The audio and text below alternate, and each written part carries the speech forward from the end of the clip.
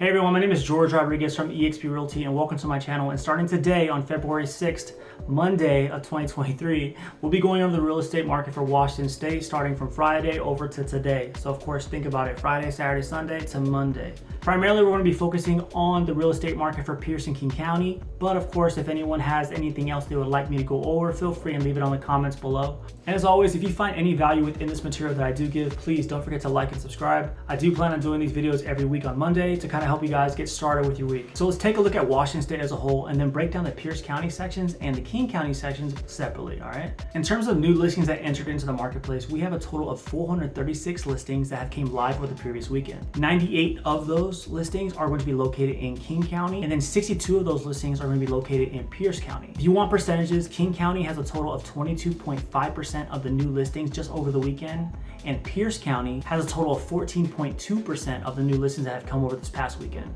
The total transactions that have went pending are at a staggering 1,012 transactions in terms of all of Washington State over this last weekend alone. Pierce County has 169 of those, as well as King County has a total of 261 properties that have taken a contract offer to go into a pending status just over this last weekend. In terms of sold properties, these sold properties are going to be actually those that have taken an offer, I would say around 30 days ago, because they were already in pending status.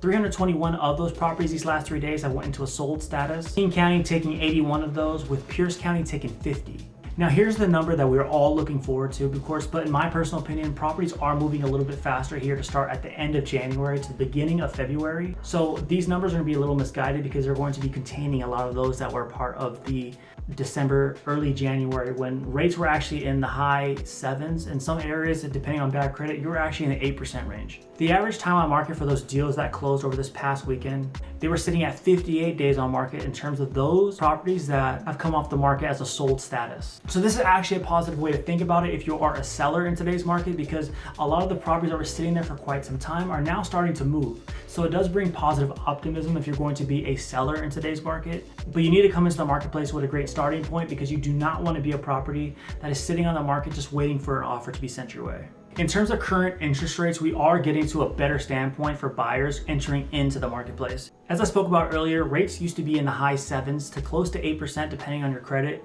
So this was the reason why a lot of properties were actually sitting on the market for quite some time. It was unfortunate for those on both sides, but now that we're entering into the beginning of February with a good CPI report, that is a consumer price index, interest rates have actually dropped. So right now we're sitting at a low 6s, around 6.11% for bankrate.com.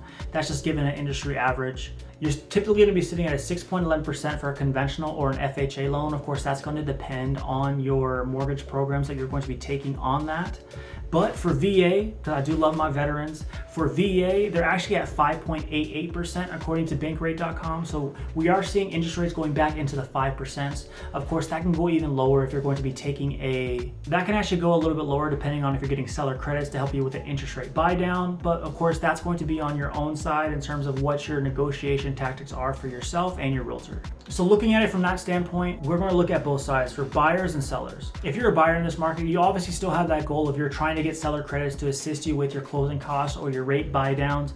But we are now getting to a place where properties are actually moving a lot faster than they were prior. So if you're waiting to get a discount in terms of even lower price point, that may not be an option anymore, because properties are actually starting to move at their asking price if they're listed correctly. So you still can get some seller concessions, but of course you're going to want to target those properties that have been on the market for a little bit longer, because unfortunately sellers do get a little bit of fatigue, and that's just kind of how it is in anything in life.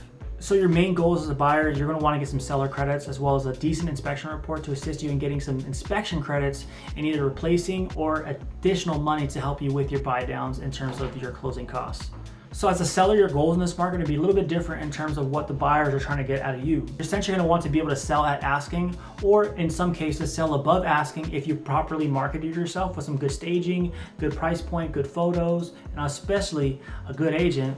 So with those opportunities, if you did, you may have a chance of going above asking, but of course your main goal is to sell at asking with a quick days on market. So you're gonna want quick negotiations with a bend, don't break mentality. Being bend, I'm saying you're actually giving the opportunity for a seller to recoup some type of seller credit, but of course you don't wanna be giving up the farm. But that's gonna also be few and far between, depending on how your property is with staging, current appearance, and overall execution of your real estate transaction. Overall, in terms of Washington State real estate for Pierce and King County, properties are starting to move a little bit faster in terms of buyers re-entering into the marketplace, and that basically has to do where rates are at currently in today's marketplace. Those rates coming back down to a high 5, low 6 range depending on credit score has brought some positive optimism for buyers to actually feel confident in proceeding forward. But of course, as always, if you are a buyer in this time, of course, buy with responsibility, buy with education, and follow channels like this to help get you educated and properly associated with what's currently happening in the marketplace. And if you're a seller in this market, be very understanding that what you do to actually present your property really does matter. Throwing that fresh coat of paint on the exterior or the interior property and doing some fresh cleaning and nice staging